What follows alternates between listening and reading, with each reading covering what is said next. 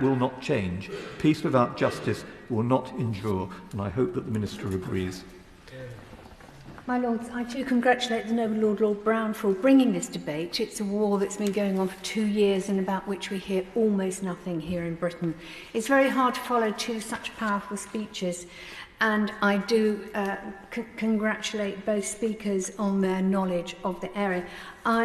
In the mid-90s, in the last century, I was working in Axum in Tigray as an archaeologist. I was there for 3 months, and it wasn't long since another war had finished, and the people themselves were quite shocked. There'd been a lot of deaths, a lot of distress, and there was very little food, no fruit, no vegetables, because they hadn't been able to sow their harvests and crop their food. So life was very hard, and it seems that yet again they are experiencing this sort of life.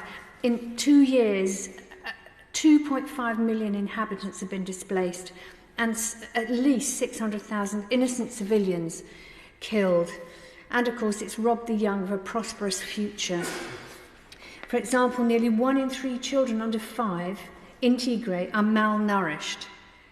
29% of very young children are suffering from global acute malnutrition, and more than half of pregnant or breastfeeding women are also malnourished. This is just not an immediate problem. This is a problem that's going to persist for decades as those people move on, as those children live lives that are made worse by the experiences they've had. And I very much welcome the fact that both previous speakers spoke of the sexual violence that's been happening, and women and young girls have been subject to sexual violence and torture by Eritrean and Ethiopian forces. These are war crimes. Now, the recent ceasefire agreement between the TPLF and the Ethiopian government is very welcome, obviously, and comes as a relief for the victims. The fighters will enter a disarmament, demobilisation and reintegration programme, whilst the government has assured us that it will cease hostilities and enable humanitarian agencies to deliver much-needed aid to the Tigray region. But there's never any room for complacency.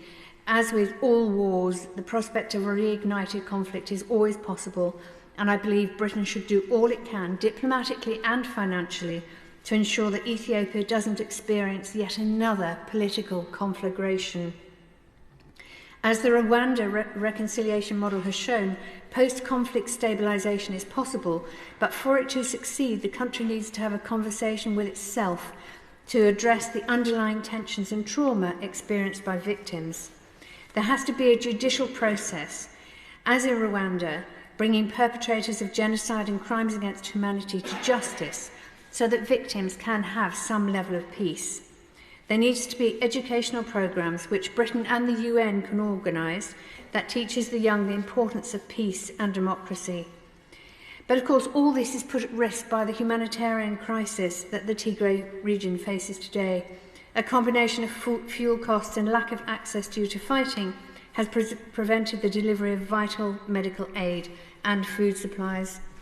The UN Office for the Coordination of Humanitarian Affairs has said in a report that a limited number of commercial transporters are available for the northern Ethiopian response. In addition, a lack of harvest has meant that 4.6 million are food insecure and facing famine. This isn't the foundation of a lasting peace, but can be a reason for further violence down the line. Britain should surely take a proactive role in leading the humanitarian effort, along with aid agencies and the UN, in facilitating the logistical task of delivering tons of supplies to affected areas, utilising all of its available resources and assets. I have 2 questions for the Minister, which have sort of been covered already, but can the government make assurances that it will provide financial and logistical assistance to Ethiopia and assure that humanitarian aid is delivered safely to areas most in need? And secondly, can the government reaffirm its commitment to regional security in East Africa by communicating to the Ethiopian government that humanitarian agencies must be allowed unhindered access to the Tigray region? My Lords, the whole House owes Lord Brown of Leadenhall a debt of